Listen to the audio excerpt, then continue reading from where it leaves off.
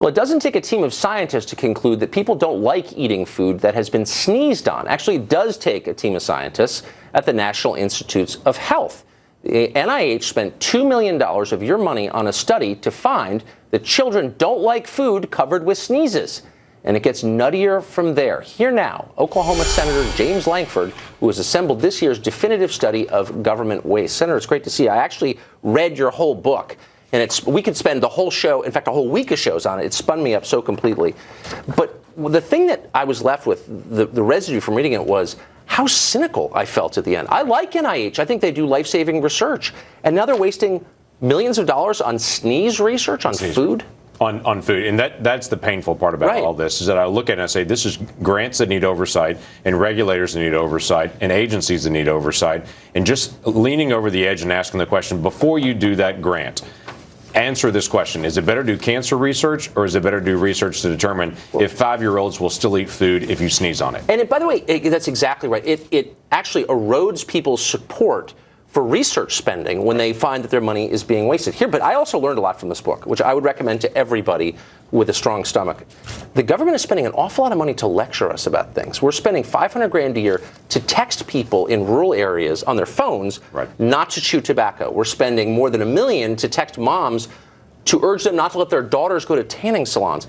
When did it become the government's business to hector me about how I live my life? Well, this is the next step beyond just a warning label on something, to say you didn't read the warning label, so let me actually get it to your phone and multiple times and try to figure out when I think you're going to chew tobacco, and try to send you a message right then as well. Or to be able to tell moms, here's a better way to be able to mom. But that is the new role of a lot of these agencies.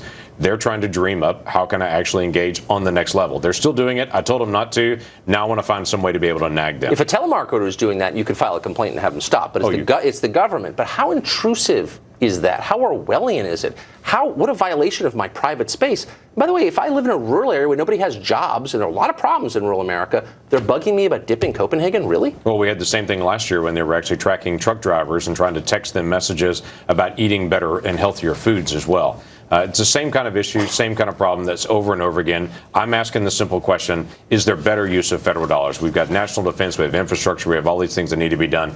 This is how some of the money is being spent. Okay, this was my favorite. This is from the National Science Foundation. And this is, I almost didn't believe this, but I trust you because you're an actual senator. $412,000 spent on the following study.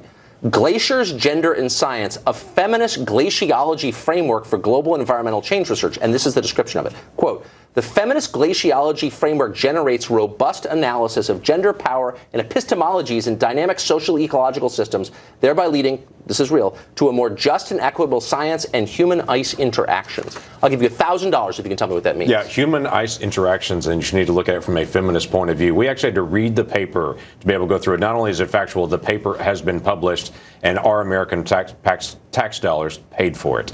That's the painful part about all this. We've got to be able to have a better set of parameters on grants. And last year when I published this book, I had some of the leaders of the agencies that came to me and wanted to explain why some of these grants happened. But when I actually pointed out, tell me why this one happened, they couldn't do it.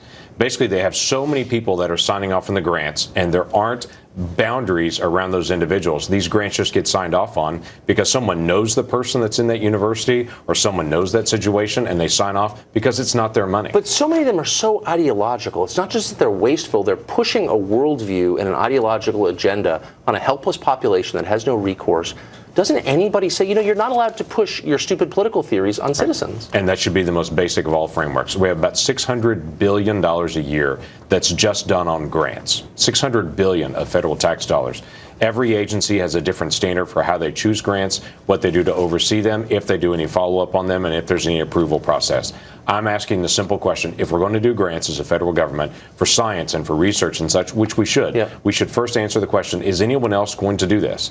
Do we really need this research for our national security or for economic well-being? And then what is the long-term purpose of this? If we can't accomplish that, no one should ever sign Made me off. want to dip snuff and go to a tanning salon.